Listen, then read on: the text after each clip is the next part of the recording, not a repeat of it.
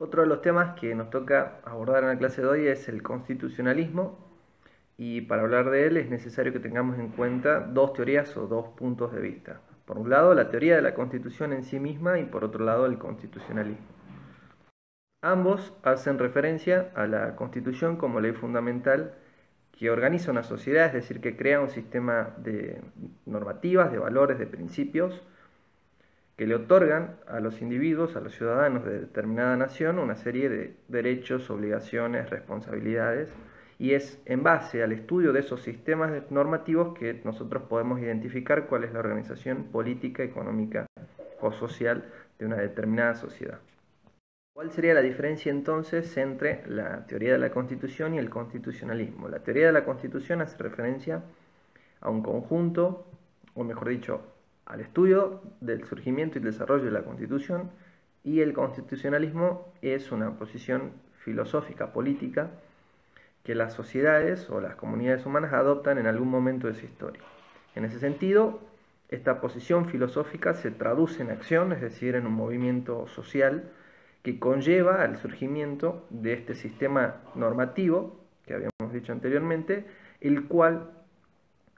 legitima el poder de un Estado. Podríamos decir de esta manera que la teoría de la Constitución es un conjunto de tesis, de normas, de criterios, mientras que el constitucionalismo es la puesta en acción de esas teorías, de esas tesis, de esos criterios, y que a su vez es a través de esa puesta en acción que nosotros entendemos cómo va naciendo el proceso de construcción y estructuración de una constitución, recordando que ese proceso es cambiante, es decir, que cambia conforme al contexto histórico y a las sociedades que la adoptan. Como podemos ver, el constitucionalismo impulsa la práctica, en la práctica mejor dicho la teoría, y la teoría le da mucho más claridad a este movimiento social. Entonces de esta manera vemos que tanto la teoría de la Constitución como el constitucionalismo se retroalimentan, podríamos decir, porque una es teoría y la otra es acción de esa teoría, es la práctica de esa teoría. Pero la práctica misma fortalece o termina fortaleciendo los fundamentos de dicha teoría. Hablar de la teoría de la Constitución en perspectiva histórica implica entenderla a la Constitución como una forma de gobierno en principio, y que posteriormente con el tiempo se fue estableciendo como una forma de Estado. Ya vamos a ir aclarando un poco cuál es la diferencia entre forma de gobierno y forma de Estado. Pero esta forma de gobierno, es decir, cómo se pretendía gobernar una sociedad moderna, empieza a darle forma y empieza a darle un mayor sustento a la construcción ideal de un Estado. De esta manera, Estado, Constitución, poder, gobierno, son conceptos que se van construyendo o se van retroalimentando de manera constante en la medida en que se van formando estas sociedades modernas.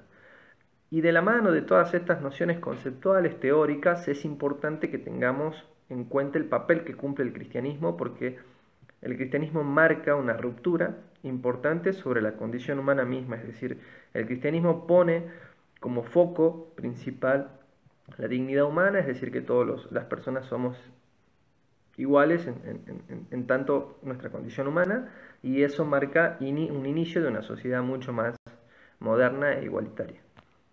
Cuando uno empieza a estudiar los antecedentes de la Constitución, se da cuenta de que existían desde la antigüedad, es decir, hablar de estos antecedentes implica hablar de la politeia, que era este sistema normativo que regía las ciudades-estados en la antigüedad, sobre todo en Atenas, donde en esta ciudad-estado el sistema organizaba a la sociedad misma, pero basado no en criterios de igualdad, sino en distinción, o sea, en criterios de distinción social y económica. Después, una segunda etapa de los antecedentes de la Constitución podría ser el pactismo que se establece para frenar el poder absoluto del monarca durante la Edad Media, es decir, si recordamos los videos del Estado absolutista, fuimos viendo que en base a la teoría cortesana el poder del rey se encontraba limitado por otros actores que gobernaban a la par, que en este caso eran las cortes, compuestas por los señores burgueses, por el clero, y posteriormente por una incipiente burguesía que nace de la mano con el resurgimiento de las ciudades y, bueno, y la gran expansión que tiene la actividad comercial. De esa manera, estos actores, tanto el clero, la burguesía y los señores feudales, establecen un pacto con el monarca para limitar el ejercicio del poder absoluto, y uno de esos ejemplos es la Carta Magna, que si bien no es una constitución en sí misma, es un documento que permite ver cómo se establece esta limitación del poder. El tercer momento sería, en este caso, cómo se van construyendo las constituciones modernas. Para ello es necesario que identifiquemos tres momentos. El primero, que va desde fines del siglo XVIII, principios del siglo XIX, con el surgimiento efectivo de las constituciones modernas, que nacen como este documento principal o ley fundamental que organiza una sociedad mucho más igualitaria. Y en ese caso, bueno, la misma se basa en lo que va a ser la Declaración de los Derechos del Hombre y del Ciudadano, producto de la Revolución Francesa en el año 1789. Un segundo momento que hace referencia posterior a la Segunda Guerra Mundial, 1946, con la Declaración Universal de los Derechos Humanos, se establece un nuevo parámetro de igualdad, un nuevo parámetro de sistemas normativos, y un tercer momento que tiene que ver con pensar en un tipo de constitución mucho más planetario, de carácter planetario, donde las preocupaciones aborden justamente, o los sistemas normativos estén dirigidos a controlar la conducta universal, sobre todo en temas del cuidado de problemáticas contemporáneas universales como la pobreza,